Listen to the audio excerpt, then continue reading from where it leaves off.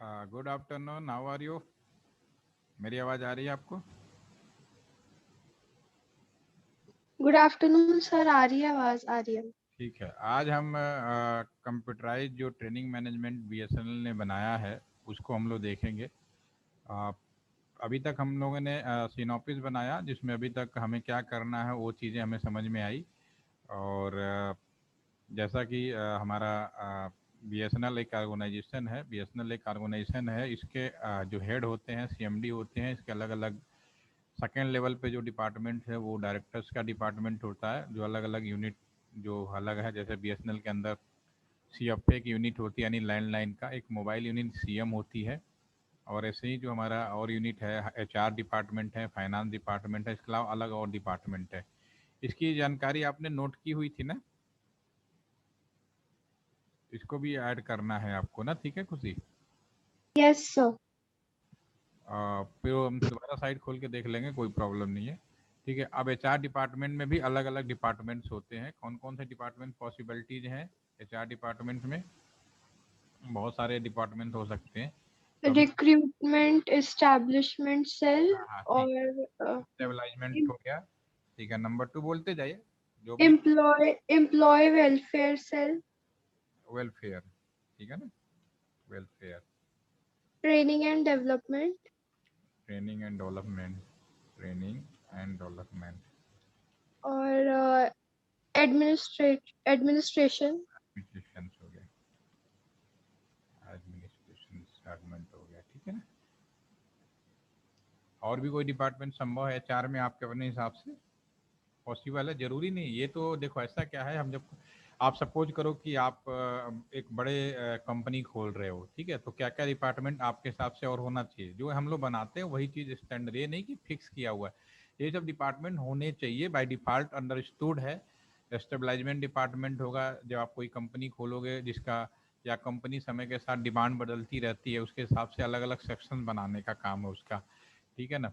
और स्टेबलाइजमेंट का दूसरा काम है, तो सेक्शन बनाएगा, दूसरा उसका रिक्रूटमेंट करेगा। इसमें क्या काम पॉसिबल है? एक तो क्या क्या सेक्शन बनाया जा सकते हैं, समय के पहले जो बना है वो भी ओके है, एंड दूसरा सबसे एंड इसका रिक्रूटमेंट किया जा सकता है, वो इस सेक्शन का पार्ट हो गया, एक जनरल पार्ट हो गया, ठीक है ना। जैसे कि बीएसएनएल में पहले कभी इंटरनेट का पार्ट नहीं हुआ करता था, लेकिन अब इंटरनेट ही होता है, तो पहले उन्होंने एक अलग सेक्शन बनाया, डेटा सेक्शन बनाया। या एक इंटरप्राइज, अगर आज के ज़माने में सिर्फ बीएसएनएल टेलीफोन बेच के काम नहीं चला सकता, ठीक है, या इंटरनेट डे का काम नहीं चला सकता, हर कंपनी से एग्रीमेंट करना पड़ता है, तो एक ईबी डिपार्टमेंट बना गया। तो ये सब काम स्टेबलाइजमेंट है, डिपार्टमेंट कौन सा बनाए।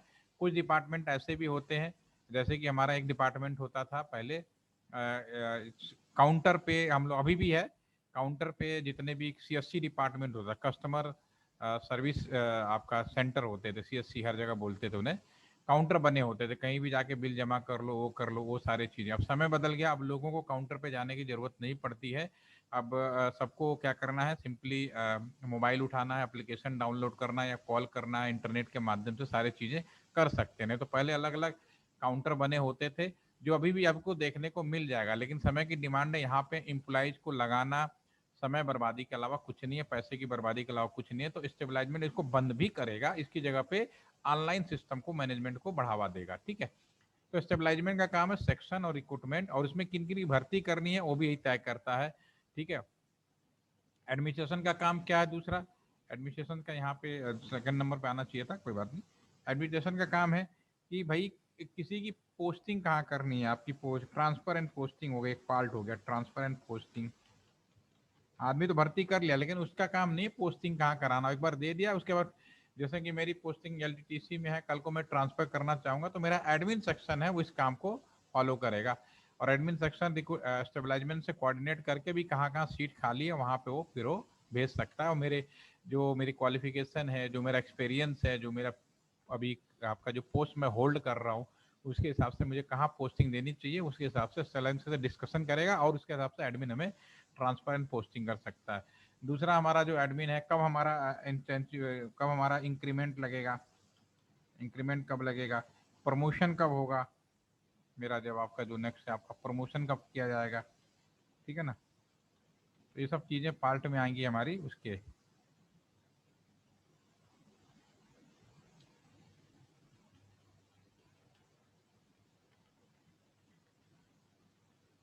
क्वेश्चन हो गया आपका नेक्स्ट आपका, ठीक है। तो एडमिन का पार्ट हो गया, ठीक है। आप वेलफेयर में क्या होगा, वेलफेयर का ये these are part of HR, ये चार का पार्ट है। वेलफेयर में क्या होगा, परिवार में कोई बीमार पड़ गया, जैसे मेडिकल फैसिलिटीज क्या देनी है लोगों को, ठीक है ना। किसी के साथ अनहोनी हो जाए, जैसे अभी कोविड में क्या हुआ, बहुत सारे बीएसएनएल के अंदर more than 160 employ top level से लेके बॉटम लेवल तक लोगों का डेथ हो गया। तो वेलफेयर ने क्या किया, एक उन्होंने बीसीएफ फंड बनाया, अभी करंट की बात कर रहा हूँ। बीसीएफ का मतलब है बीएसएनएल कोविड फंड बनाया है। ये हमारा वेलफेयर के जो हेड थे डायरेक्टर ने एचआर के अंदर, हेड एचआर ने बाहर एक बीएसएनएल कोविड फंड बनाओ, ठीक है। अब इसमें पैसे कहाँ से आएंगे, ठीक है, फंड बना दिया, पैसे कहाँ से आ गए, तो उन्होंने कहा कि जितने भी एम्प्लॉइज हैं बीएसएनएल के सभी लोग वॉलंटियर, ठीक है, वॉलंटियर 1 डे की सैलरी देंगे, 1 डे की सैलरी डोनेट करेंगे। ये हमारे फंड में किया गया, डोनेट करेंगे, ठीक है। और डोनेट के बाद इसमें एक तो एक काम होगा, जितना डोनेशन आएगा उतना ही बीएसएनएल मैनेजमेंट भी ऐड करेगा। मान लो हमारे पास 200 करोड़ रुपए का डोनेशन इकट्ठा हो गया, तो 200 करोड़ रुपए मैनेजमेंट भी अपने खाते से निकाल के देगा, जो हमारे जो भी अकाउंट में बचा होगा, तो वो फंड आ जाएगा। तो जैसे इमीडिएट अभी जितने लोग दो हैं, तो तुरंत किसी की डेट हो जाती है तो बिना देर किए 10 लाख रुपए अभी इमीडिएट उस फैमिली को दिया जाएगा, ठीक है ना। वो दूसरी, ठीक है, ये हमारा एक मेडिकल के लिए। तीसरी चीज है